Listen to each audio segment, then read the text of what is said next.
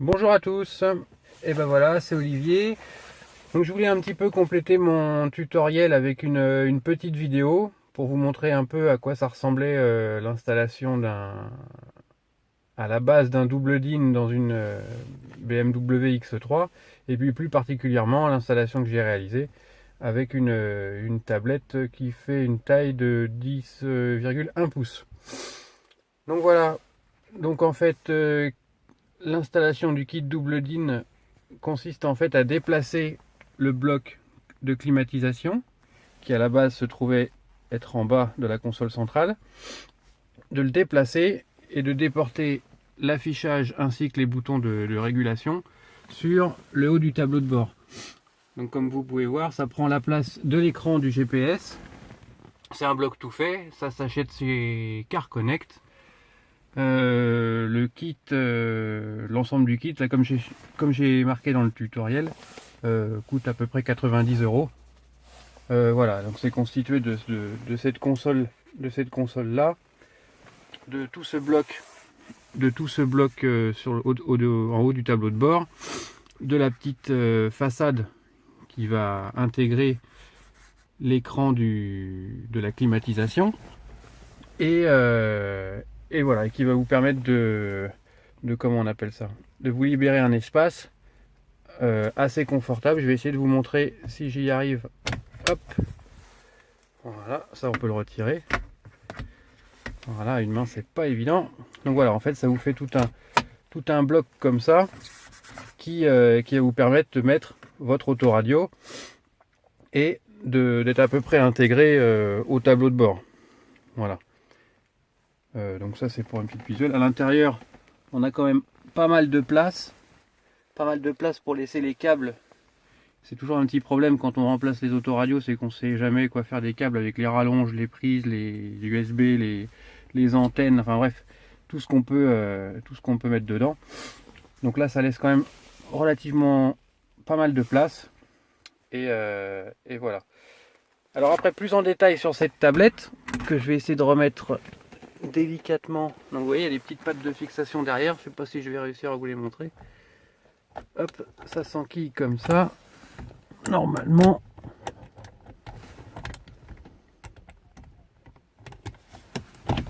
voilà, on appuie doucement pour pas abîmer l'écran. Et donc voilà, donc ça donne à peu près cette installation là. Donc ça prend une grande partie du tableau de bord, c'était ce que je recherchais.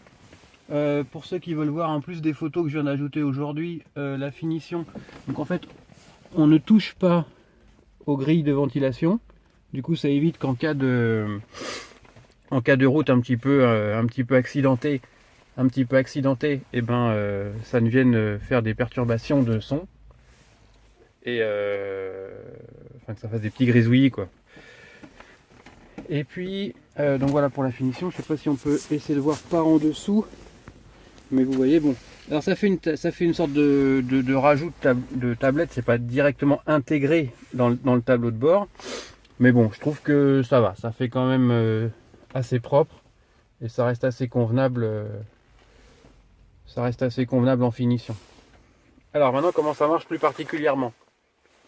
Donc on va mettre le contact tout simplement et quand ça s'allume, tac. On va même démarrer le moteur parce qu'on ne va pas tomber en panne de batterie. Rencontre à suivre ce soir à 18h30. Voilà. Lens reçoit 3, donc Metz affronte Caen et Granville. Je coupe le son. La tablette c'est la marque Joying. C'est une tablette donc comme je vous disais tout à l'heure de 10,1 pouces. Il y a un processeur qui est un Intel Sophia 3GR je crois. Ça va jusqu'à 1200 MHz. Donc c'est bon, c'est moyenne gamme, hein. C'est pas les derniers téléphones portables, ça n'a rien à voir avec un Samsung S7 ou S8 là. Non, ça reste de l'entrée de gamme de processeurs, mais c'est l'un des processeurs qui est un petit peu plus performant qu'un simple Rockchip. Donc voilà, ça fait 32 Go de mémoire ROM, c'est-à-dire la mémoire interne de la tablette. Et ça fait surtout 2 Go de RAM, ce qui permet d'avoir plusieurs applications en simultané. La navigation, la musique, via Spotify par exemple, ou un autre, hein, bien sûr. Voilà. Après, qu'est-ce que je peux vous dire de plus? Il y a un amplificateur 4x45 watts, donc un peu comme n'importe quel autoradio qu'on trouve dans le commerce. Il y a 2 prises USB pour pouvoir raccorder différents éléments. Ça peut aller de la clé 3G, une clé avec la radio DAB, ou bien un simple stick USB pour écouter de la musique. Moi je l'ai même relié avec le petit adaptateur Ressler qui permet de capter les informations IBUS, qui sont les informations liées à la voiture et qui permettent de retranscrire tout ce qui est information OBD, c'est-à-dire les consommations, les vitesses de régime moteur, la vitesse de la voiture, etc. Voilà. Bah d'ailleurs, puisque j'ai parlé de cet IBUS, voici l'application IBUS. Donc voilà, donc vous avez... Donc là en fait, comme maintenant on n'a plus d'écran de GPS, on n'a plus l'ordinateur de bord de la voiture, si ce n'est éventuellement sur le petit compteur digital. Bon, c'est assez sommaire, il y a 5 menus, voilà, c'est pas très convivial. Cette application va vous permettre de récupérer donc les valeurs que vous voyez avant sur le GPS et de pouvoir les manipuler surtout, parce que là c'est bien beau de les voir, mais les consommations on aime bien les remettre à zéro quand on refait le plein, enfin pour différentes raisons, pour un trajet particulier. Donc par exemple là, bon bah là voilà, on a une belle consommation de 10 litres, c'est sympa. On la retrouve ici, 10 litres 1, 10 litres 1 c'est la consommation 1, et si je la remets à 0 en appuyant sur ce petit bouton là, hop, ici elle est revenue à 0, et ici elle est aussi revenue à 0. Autre exemple pour la vitesse. Donc là on est à 27,8 km/h. Et là ici 27,7, tiens il y a un petit écart même, enfin, ah bah tiens, regarde, 27,7, voilà, ça vient de changer. Et si je la remets à 0, tac, donc là il dit que ça a été remis à 0, et ici aussi, voilà. Alors ce qui est sympa avec cette application, c'est que bah, par exemple vous avez un petit icône en bas qui vous permet de voir, par exemple, si j'ouvre ma porte, comme ceci, et hop, on a une petite porte ouverte, et si on la ferme, voilà, c'est très visuel, ça sert pas à grand chose, mais ça, voilà, ça fait joli. Après, qu'est-ce qui peut être intéressant qu'on n'a pas sur cette voiture d'origine? Et ben par exemple la température du moteur qui est ici, qui s'affiche en bleu quand c'est froid, qui s'affiche en blanc quand c'est normal, et qui s'affiche en rouge quand vous êtes en température, pardon.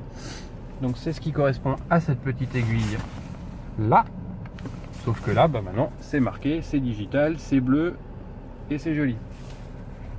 Voilà. Après, qu'est-ce que je peux vous dire de plus? Vous avez la quantité de carburant restante, donc là vous voyez il me reste plus grand chose. Les tours moteurs, donc si je fais varier le tour moteur, ça fait varier les tours moteurs, voilà, comme ceci. Tac. Après le nombre de kilomètres restants, voilà. En plus de l'OBD d'origine, vous avez hop, les radars de recul en visuel. C'est-à-dire que si vous trouvez sur le menu, ou dans n'importe quel menu de l'autoradio, dès que vous allez permuter hop, en marche arrière, ça va vous afficher directement les radars de recul. Bon là ils sonnent pas parce que j'ai pas d'obstacle devant chez moi, mais... et dès que vous remettez normalement, clac, quand vous roulez, ça revient directement au menu. Donc voilà, c'est une petite application qui permet surtout de pallier le manque de l'écran GPS et qui permet de récupérer toutes les informations et surtout de pouvoir les manipuler de manière à pouvoir rester avec avec une solution presque à l'origine, je dirais. Voilà. Alors après pour l'autoradio, bon bah c'est très simple, ça s'allume tout seul, ça fait les choses tout seul. Hop, c'est plutôt par là, voilà. Donc moi là j'ai mis ce qu'on appelle un launcher qui s'appelle Car Web Guru. Voilà, c'est une application qui permet de faire un écran un petit peu plus sympa et qui permet de lancer des applications directement comme sur un téléphone en fait. C'est une page d'accueil qui va vous permettre d'avoir une application qui est plus qui facilitera plus l'utilisation dans une voiture avec des gros boutons, différentes informations. Là vous avez la météo, mais tout ça c'est configurable. Allez voir sur le site de Car Web Guru. C'est une application directement disponible sur le Play Store. Et voilà, on peut avoir les pochettes d'albums, on peut avoir l'heure, voilà. Moi ce qui m'intéressait surtout c'était d'avoir un seul lecteur multimédia pour tout. C'est-à-dire que là aujourd'hui, on écoute Spotify par exemple. On écoute ça, ça va normalement lancer la musique si je ne dis pas de bêtises. On sélectionne ici Spotify, voilà, on lance une musique et après ah oui, j'ai coupé le son, c'est pour ça que ça fonctionne pas. Voilà. Mais du coup, alors on sélectionne une musique, voilà, sur Spotify comme ça. Voilà, on va pas laisser trop longtemps parce que sinon on va se faire blacklister par YouTube. On revient au menu, ça s'affiche là, on peut couper ici. Voilà. Et après, moi j'écoute pas mal la radio par internet, donc on sélectionne la radio par internet. On lance la radio. Alors tout ça on peut le retrouver via les menus là, tuner, machin, etc. Mais c'est juste une page d'accueil qui permet de reprendre les informations d'autres applications. Et ça vous fait un seul lecteur. Hop.